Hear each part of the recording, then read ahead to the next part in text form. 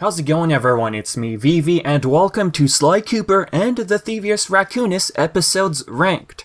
This list will be based on the overall feel, atmosphere, and gameplay aspect of said episode. Bosses will not count for this ranking, alright? I did make separate videos ranking each boss from each game. If you're ever curious about that series, go check it out.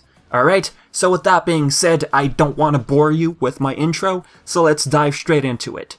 Coming in at number 5, Vicious Voodoo. Number 5, because I guess I'm not really a fan of the whole swamp thing. Those big beetle guards, blood-sucking vermins, I guess mosquitoes, can get quite annoying at times. Sometimes you swing your cane too soon. These guys are just pure mean. I mean, sure, the same applies for any guard. In Sly 1, you have to swing your cane at the right time, but this one, But hey, sliding on vines was pretty fun, am I right? This level has a lot of wide open areas. You're prone to falling off in the swamp. Not to mention, that dearly beloved chicken minigame. Best thing ever, being chased around by bombing chickens. You're running around after chickens. So much fun. Oh, let's not forget about that torch mission. This mission requires you to keep an eye on two things. Fuel, aka the piranha, and the timer on screen. You have to light up all the torches before time runs out. Yippee. Hooray. But hey, it's not to say I don't like those shooting sections. You controlling Sly freely without having to worry on ammo or your meter overheating. I did enjoy those parts. So with that said, let's move on to number 4. The Cold Heart of Hate. Whoa, wait a minute, did Vivi just place Clockwork's episode at number 4? Yes? Because Clockwork, sure, I placed him at number 4, sure, I like him as a villain, but there's a reason for it. You enter the lair of the founder of the Fiendish Five. Who wouldn't be excited about that, am I right? It was really great to hear a bit of Clockwork's dialogue. Hearing that dialogue exchange between Clockwork and Sly, especially regarding the Thievius Raccoonus. Absolutely great. We have Carmelita and Sly actually being on the same side as well, temporarily. Ah, awesome. Unfortunately, I put this one at number 4 because it had missed potential. I mean, it is Clockwork. Was it intentional on the developer's part to keep it so short? I mean, Clockwork, out of all people.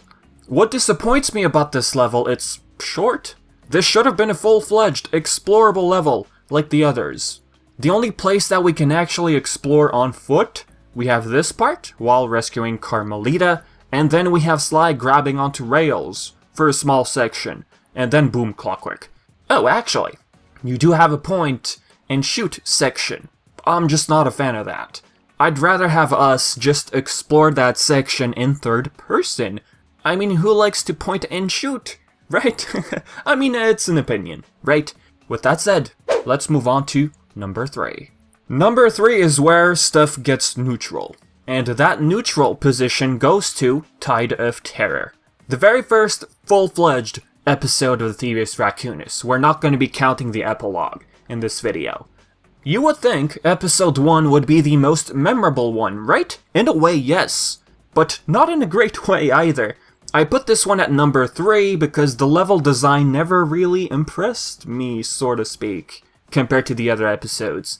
This level consists of water and a lot of moving platforms. Honestly, hating on an episode in Sly Cooper, any episode in the series, it's hard. All episodes have like ups and downs. Of course, assuming you don't include the boss fight. It's hard. Raleigh, I'd say, isn't that memorable of a member of the Fiendish Five. And Treasure in the Depths? No one likes you, go home. Moving around in a barrel for a lengthy amount of time, I mean, I was never too fond of that, to be honest. Out of all levels, this one felt the most basic. I mean, logically speaking, it is the very first episode in Sly 1. But yeah, that's basically what I had to say about this level. Let's move on to number 2. Fire in the Sky. Ah, this one has some classic Sly sneaking around past guards and all. And no, you don't really have long sections with barrels involved. This episode would require you to use the invisibility move to advance past guards and security lights. I usually love snowy levels in any game. There's just something about its aesthetic, like a type of cozy feel when it comes to snowy levels. There's a chase sequence. For example, you dodging incoming attacks by Carmelita, albeit slow, but it's still you controlling Sly. There's no point and shoot. Instead of point and shoot, I just prefer Sly on screen, having to control him freely. Yes, there is another point and shoot sequence in this episode, but it doesn't ruin the experience of the level compared to the others. Am I in the minority? Or, let's see, races in Sly 1 didn't bother me. It's a nice change of pace. Just cutting those racers while turning feels so satisfying. Not to mention sequences where you move freely and start shooting at the guards. Like I said before, I'm a fan of that. It's not as annoying as, let's just say, firing missiles while keeping an eye on your meter. Don't forget. Just exploring this level had a very classical feel to it. Yes, we're technically talking about Sly 1, how can you compare it to classic? By classic, I mean just you with Sly, avoiding guards, sneaking around, you know, that stuff. It's fun. Oh, and let's not forget this classic scene with the binocular. There's an avalanche happening and they just stare awkwardly in silence. Number 1.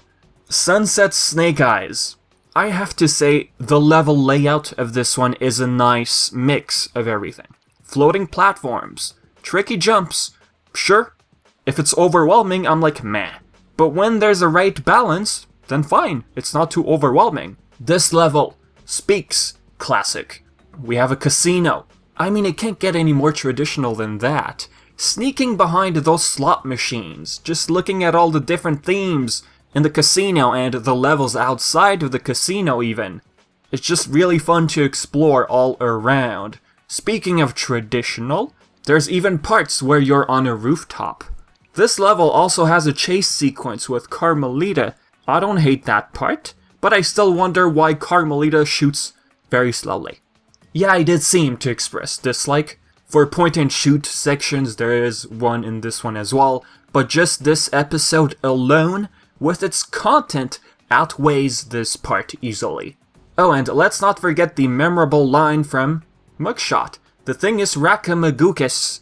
Who can ever forget that line from Sly Cooper and the Thievius Raccoonus? Classic. So with that said, folks, this is it for the video. Now tell me something. Do you like this format? Me covering, well, ranking episodes for each game individually? Tell me in the comments, alright? And yeah, if you're wondering if I'm going to do the same for other games 2, 3, and 4, I will, eventually, alright? So yeah, I've been Vivi, leave your own thoughts, and I'd like to actually see your own ranking, alright? Yeah, I'll stop talking. I'm Vivi, and goodbye, thank you for watching.